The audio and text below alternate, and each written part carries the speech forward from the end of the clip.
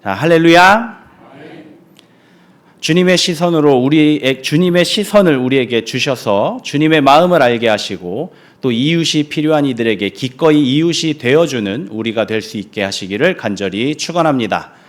자, 말씀을 본격적으로 시작하기에 앞서 기억하시죠? 지난 시간에 제가 과제를 드렸습니다. 혹시 하신 분 계신가요? 손 한번 들어보실까요? 과제를 하신 분. 지난 시간에 제가 여러분들에게 과제를 드렸던 것 무엇이었냐 하니 내가 지금 가지고 있는 그 전도 대상자, 나의 태신자의 니즈를 파악해봐라. 이게 이제 지난 시간에 과제였습니다.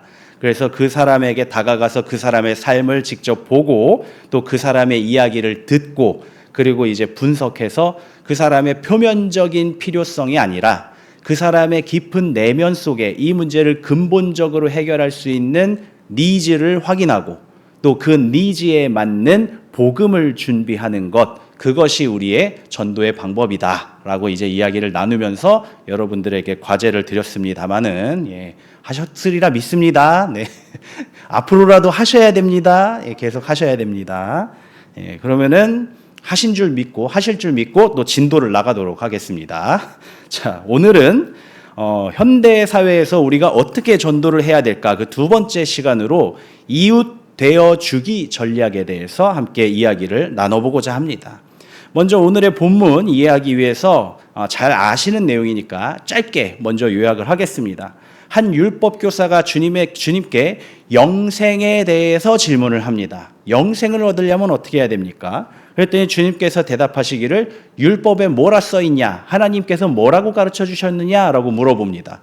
그 율법 교사가 대답을 하죠. 이렇게 율법이 돼 있는데 하나님을 사랑하고 이웃을 사랑하라고 했습니다. 그래서 예수님께서 대답을 하시죠. 가서 해라 말씀을 하십니다. 하나님 말씀대로 해라. 그랬더니 이 율법 교사가 자기를 옳게 보이려고 대답하기를 그러면 누가 나의 이웃입니까? 라고 질문을 합니다. 내가 누구에게 이웃이 되어야 합니까? 누가 나의 이웃입니까? 라고 질문을 해요. 그 대답에 예수님께서 쭉 설명하신 게 우리가 잘 알고 있는 선한 사마리아인의 비유입니다. 이 선한 사마리아인의 비유를 이제 쭉 말씀을 하시면서 그 다음에 비유를 마치고 마지막 결론이 뭐냐면 오늘의 본문 말씀이에요.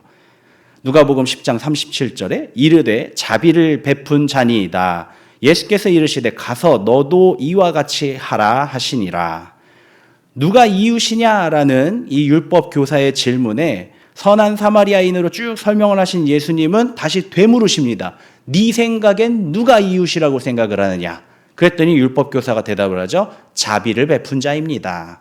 그래서 예수님은 거기에 다시 대답을 하십니다. 가서 너도 이와 같이 해라 라고 대답을 하십니다. 그런데 현대 사회에서 우리가 지금 살고 있는 사회에서 단순히 그럼 우리가 가서 선한 사마리아인처럼 그냥 친절을 베풀어 봅시다 라고 이제 이야기를 한다면 그게 전도의 방법으로 제시가 될 수 있을까? 이미 여러분들도 많이 해보셨으리라 믿습니다. 그래서 잘 되셨는가 한번 여쭤보고 싶습니다. 이게 잘 안 되는 방법이 있습니다. 그것은 바로 현대 사회에 우리가 새로운 패러다임을 아직 따라가지 못하고 있기 때문이에요. 교회의 신학이 아직도 머물러 있기 때문입니다. 이를 구체적인 사항으로 짚어보면요, 현대 사회에 그러면 옛날과는 달라진 그런 관점과 사회상이 어떻게 변했느냐, 지금 현대 사회를 우리는 무엇이라고 이야기할 수 있느냐, 한 단어로 정리를 하자면요, 우리가 살고 있는 현대 사회는 단절입니다. 단절의 사회를 우리는 살고 있기 때문에 옛날처럼 그냥 가서 친절을 베푼다 해서 전도가 되지가 않는다는 것이에요. 그러면은 구체적으로 무엇이 어떻게 단절이 되었길래 이런 문제들이 생겼느냐, 그거를 잠깐 한번 세 가지만 짚어보도록 하겠습니다. 이 단절의 시작, 바로 첫 번째 단절은 무엇이냐? 이 단절 때문에 우리가 서로 이웃이 되기가 어려운 거거든요. 우리가 이웃이 되기 어려운 그 첫 번째 단절은 바로 사생활과 개인정보에 대한 인식이 바뀌었다라는 것입니다. 옛날 우리 사회에서는요, 사생활, 개인정보에 대한 인식이 없었습니다. 여러분들도 다 기억하시죠? 옛날에 그 옆집에 김씨 아저씨네 숟가락이 몇 개인지 젓가락이 몇 개인지 그 숟가락 무늬가 뭔지 다 알고 있었어요. 다 알고 사셨어요. 그래서 가다가 논두렁에서 지나가다가 숟가락 하나 떨어져 있으면 이거 집어보고 아이고 이거 김씨네 숟가락이네 그러면서 갖다 주던 게 옛날 사회예요. 다 알고 있었어요. 옛날에는 심지어 저도 그걸 봤는데 졸업 앨범에 우리 영원히 잊지 말자 하고 사진과 이름과 주민등록번호가 졸업 앨범에 있었어요. 지금으로 생각하면 어이가 없죠. 사진과 이름과 주민등록번호가 졸업 앨범에 박혀 있었어요. 지금으로선 상상도 할 수 없죠. 옛날에는 근데 그랬어요.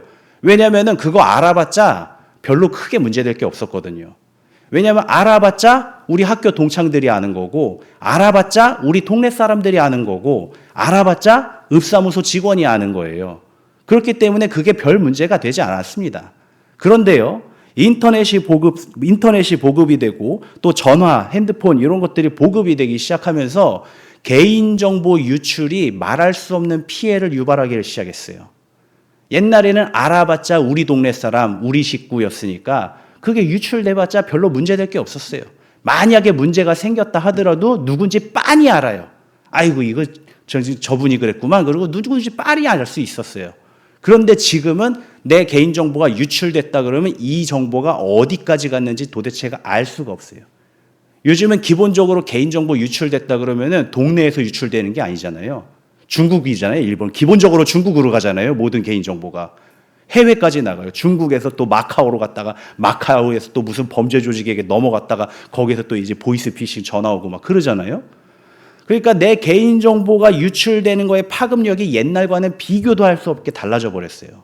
그렇기 때문에 우리 모든 사람들은 다 개인정보와 개인 생활, 사생활에 대한 이 보호가 위축이 굉장히 철저하게 이루어지고 있는 게 지금 현대사회란 말이죠. 이게 곧 나를 지키는 방법이고 우리 가족을 지키는 방법이기 때문에 어쩔 수 없는 것이기는 합니다. 그러나 이것이 곧 우리 사회의 단절의 시작이라는 것이죠. 두 번째로 그러면은 이 정보의 단절, 어떤 단절을 또 이야기를 했느냐? 그 두 번째 단절은 바로 감정의 단절을 가져왔다라는 것입니다. 이 첫 번째 단절로부터 사람들은 각자의 개인정보와 사생활을 숨기고 은폐하기를 노력합니다. 자연적으로 그러다 보니까 다른 사람들과 함께하는 것에 대한 부담감이 생겨요. 함께 하다 보면은 공유하는 것들이 자꾸 생겨나잖아요. 공유하는 것과 나의 사생활을 분리하면서 이걸 양쪽으로 유지하기가 점점 힘들어지는 거예요. 그러다 보니까 함께 하는 것이 어려워집니다. 옛날에는요, 그냥 무조건 다 그냥 서로 부딪히면서 살았어요. 그죠? 싸우고 치고 받고 물고 뜯고 하든지 어쩌든지 그냥 그러고 살았어요. 그러다 보니까 어렸을 때부터 사람들의 마음이 다 단단합니다. 요즘 말로 치자면은 멘탈이 단단해요. 튼튼합니다. 그래서 어지간한 일에는 그렇게 상처받지 않아요.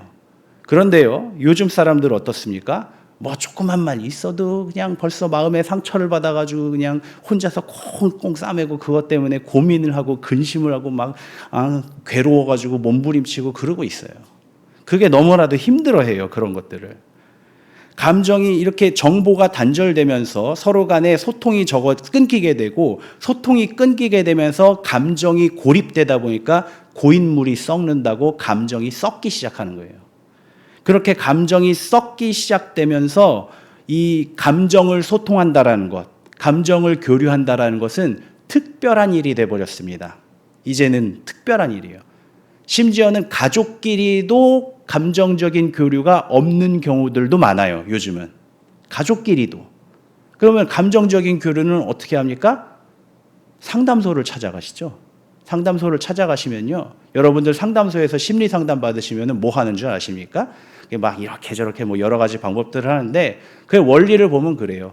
이 감정이 고립되다 보니까 이게 썩어가지고 염증이 생기잖아요. 감정에. 내 영혼에 염증이 생기는 거예요. 그러면은 그 상담소에 가면은 상담소 선생님이 이렇게 봅니다. 그럼 이 사람이 어디에 어떻게 염증이 있나. 그래서 한번 쿡 찔러요. 그러면 아픈 데를 쿡 찌르니까 이게 툭 터져가지고 이제 쫙 쏟아져 나오잖아요.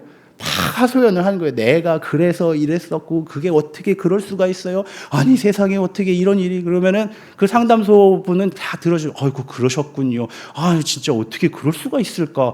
많이 속상하셨겠어요. 그러면서 다 들어주는 거예요. 그냥 상담소 가시면 하는 일이 그겁니다. 근데 이제 그렇게 한번 쏟아내고 나서 또 아직도 응어리진 게 있는데 이 환자분들은 자기가 어디가 응어러진지도 모르거든요. 그러니까 상담소 선생님이 또 한번 툭 찔러주는 게 혹시 이거 아니에요? 찔러주면 또 툭 터져가지고 또 그러게 말이에요. 내가 그런 거 있었네. 그러면서 또 속상한 걸 쏟아내고 이런 감정의 교류를 특별한 관계에서만 하고 있다는 거예요. 지금 현재 사회에서는. 이게 바로 감정의 단절입니다. 세 번째로 우리가 이웃이 되기 진짜 어려운 이유가 무엇이냐면은 이제는 정보도 고립되고 감정도 고립되어서 단절이 되고 그러다 보니까 이제는 상호주의라는 것이 부담스럽게 됐어요. 다른 사람과의 관계가 옛날에는 관계였는데 지금은 상호주의가 돼버렸어요. 이게 무슨 말인가 하면요. 누군가가 호의를 베풀면 그 호의를 호의로 못 받아요. 누군가가 호의를 베풀어 주면은 그걸 받는 사람이 어떻게 생각하냐면 저 사람이 왜 저러나 생각을 한단 말이에요. 나한테 뭘 받고 싶어서 나한테 뭘 기대하고 저렇게 접근을 하나 이렇게 받아들인단 말이죠. 그리고 또 그걸 어떻게 받았다 치더라도 그럼 난 다음에 뭘 해줘야 되지? 그러면서 자꾸 갚을 생각을 해요. 호의라는 것은요. 우리가 잘 알고 있지만 호의라는 것은 보답을 바라고 하는 것은 호의가 아닙니다. 보답을 바라고 하는 것은 계약이고 투자죠. 그거는 호의가 아닙니다. 호의는요, 보답을 바라지 않고 그냥 그 사람이 좋아서, 그냥 주고 싶어서, 그냥 불쌍해서 해주는 게 호의고 자비예요. 오늘 본문 말씀에서 나오는 자비예요. 그게 호의고 자비인데 요즘 사람들은 그거를 받는 것조차도 안 된다는 거죠. 그리고 나서 자꾸 갚아주려고 하는 모습은 뭐냐? 결국은 갚아주려는 마음을 갖는다는 건 뭐냐면은 이 사람이 나에게 준 만큼 나도 이만큼 갖다 주고 딱 끝! 정산 완료! 그리고 끊고 싶은 거예요. 그러니까 호의 받는 것도 부담스러워지는 거예요.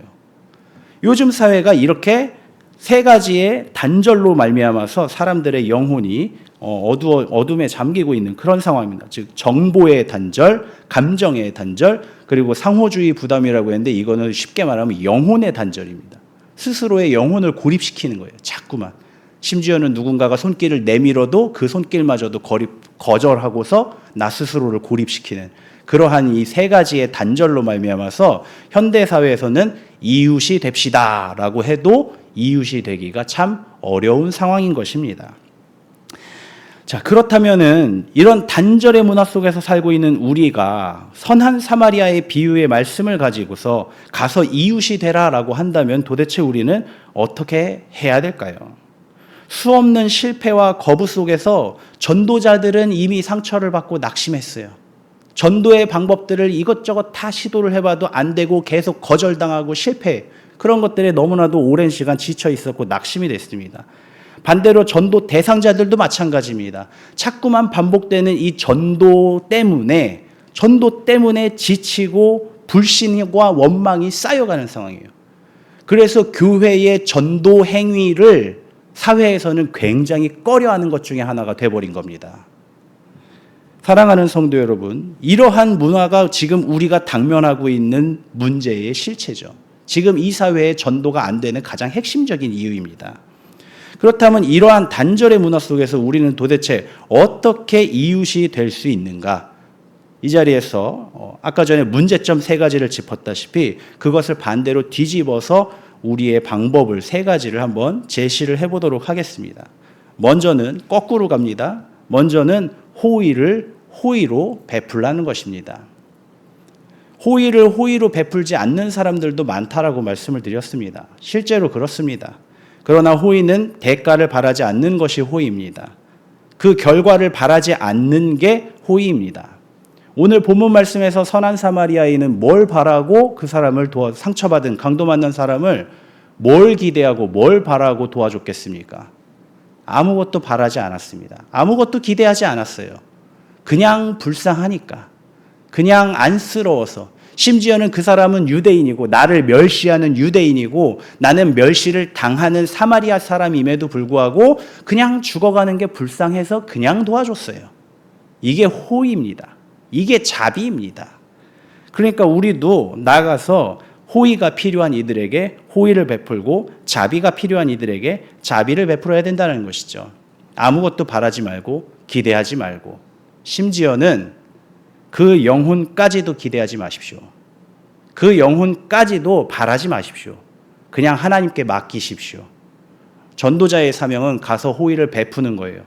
그 사람을 호의를 베풀면서 이 사람이 우리 교회에 나오겠지 하면 그것도 벌써 바라는 거잖아요.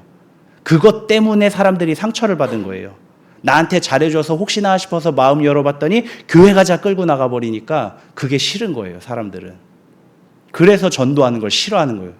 그래서 교회 다니는 사람들을 싫어하고. 아무것도 바라지 말고 호의를 베푸시기 바랍니다. 주님께서 우리에게 가르쳐 주신 방법입니다. 그 영혼은 하나님께서 책임지시라고 맡기고 우리가 할 일은 호의를 베풀자.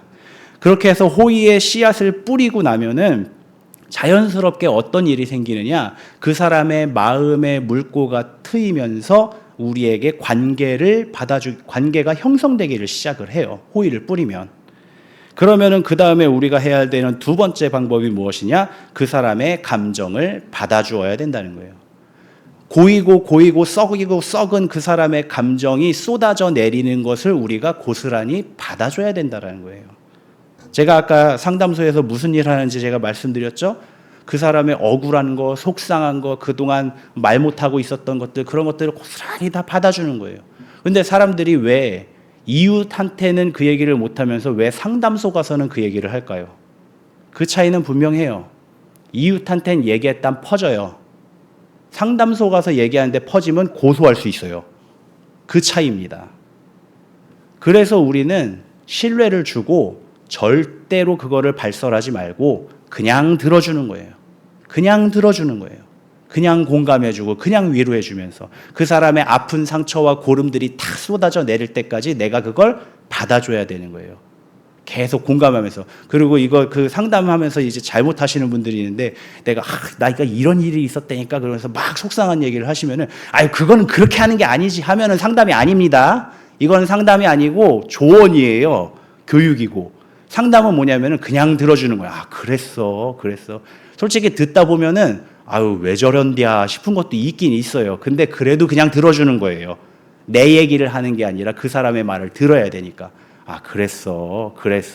그러면서 내가 하고 싶은 그건 아니지라는 거는 꾹꾹 삼켜요. 그냥 꾹꾹 삼켜요. 꾹꾹 눌러요.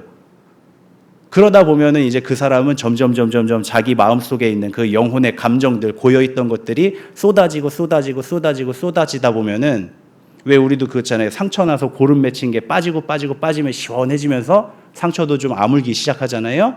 그것처럼 그 영혼이 아물기를 시작을 해요. 그러면은 그 다음부터는 얘기를 들을 준비가 되는 거예요.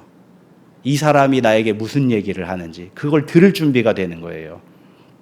그러면은 그렇게 내가 전도해야 될 영혼 불쌍히 여기면서 그 사람의 온갖 부정적인 말들, 부정적인 감정들 그걸 다 나한테 쏟아놓으면은 쉽게 말하면 하소연하는 거 그거 다 들어주고 있으면은 나도 속상하고 나도 힘들고 그런데요. 그럼 나는 어떻게 할까요? 여기로 오시면 되죠. 우리 매일 저녁 모이잖아요. 우리 하소연할 때 여기 있잖아요. 하나님께 하소연하세요. 하나님한테. 아무한테도 다른 사람한테 얘기하지 말고 하나님께 하소연하세요. 하나님, 나 너무 힘듭니다. 하나님, 나 전도하려고 하는데 진짜 너무 괴롭습니다. 내 마음이 아주 욱하는 게 계속 일어나가지고서는 난 너무 힘들어 죽겠습니다. 하나님. 이거 하나님이 책임져 주십시오 하고 이 자리에서 쏟아놓으시면 되는 거예요. 그러면 하나님께서 여러분들을 위로하시죠. 새 영을 주시죠. 새 힘을 주실 것입니다. 마지막으로 이웃 되기의 방법 마지막 단계가 무엇이냐? 그렇게 해서 이 사람이 나에게 그 자기의 아픈 것들, 상처들, 오래 묵은 감정들 다 쏟아내고 나서는 그 다음부터 들을 준비가 된다고 얘기를 하셨죠? 그러면 이제는 그 사람이 나한테 관심을 갖기를 시작해요. 나한테 관심을 갖기를 시작해요. 그쪽은 뭐 어떻게 사셨어요? 뭐 하고 지내세요? 그래서 어디서 이렇게 어떻게 이렇게 내가 좋은 사람을 만났나 몰라. 어떻게 어쩜 이렇게 성품이 좋으세요? 그러면서 관심을 갖기 시작해요. 그러면 그때 필요한 게 뭐다? 복음이다. 내가 이렇게 당신에게 할 수 있는 건 주님의 은혜입니다. 그러면서 여기서 이제 복음을 전할 때 우리가 준비했던 걸로 복음을 전하면 되는 거예요. 그 사람이 여태까지 그 사람의 아픈 상처들, 그 모든 험한 말들, 감정들 다 받아주면서 이제 그 사람의 니즈가 뭔지를 파악이 됐잖아요. 그럼 그동안에 준비하고 있었던 복음을 가지고 있다가 그렇게 그 사람이 나에게 관심을 보일 때, 나의 이웃이 되고자 다가올 때에 그 복음을 전하면 되는 거예요. 내가 봤을 때 자기는 이게 필요해. 이거 교회 가면 얻을 수 있어. 주님 안에 있어. 다 해결돼. 그때 가서 얘기하면 그때는 사람들이 듣는다는 것이죠. 아, 그래? 나도 한번 가볼까? 진짜 그래? 그러면서 가보게 된다는 것이죠. 사랑하는 성도 여러분, 좋은 정보를 공유하라는 겁니다. 복음의 소식을. 사랑하는 성도 여러분, 전도 대상자의 이웃이 되기 바랍니다. 아무것도, 심지어는 그 영혼의 구원조차도 기대하지 말고 가서 기도하고 나아가서 호의를 베푸십시오.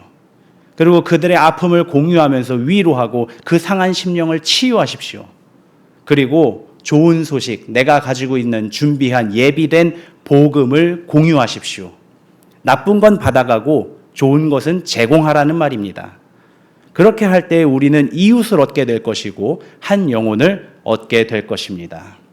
여러분들의 아픔과 괴로움, 여러분들의 노고는 주님께서 알아주시기를 간절히 축원합니다.